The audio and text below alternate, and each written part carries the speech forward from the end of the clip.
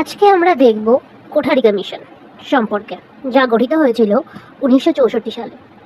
পূর্ববর্তী রাধাকৃষ্ণন কমিশন এবং মুদালিয়ার কমিশনের পরবর্তীকালে প্রাক প্রাথমিক থেকে বিশ্ববিদ্যালয় স্তরে অর্থাৎ দেশের পুরো শিক্ষা ব্যবস্থার জন্য একটি পূর্ণাঙ্গ মূল্যায়নের লক্ষ্যে এই কমিশনটি গঠিত হয়।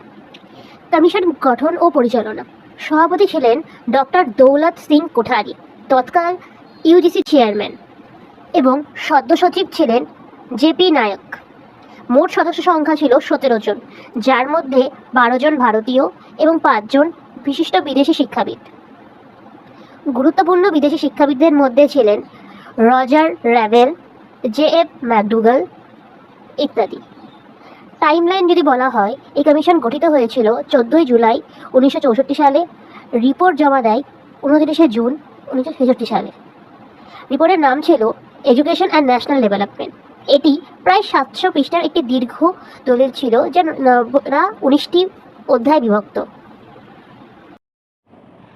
এটি 700 পৃষ্ঠার ছিল এবং 19টি অধ্যায়ে বিভক্ত ছিল। এখানে কতগুলি টাস্ক ফোর্স এবং ওয়ার্কিং গ্রুপ গঠিত করানো হয়। কেন? বিভিন্ন বিষয়ে আলাদা আলাদা খতিয়ে দেখার জন্য।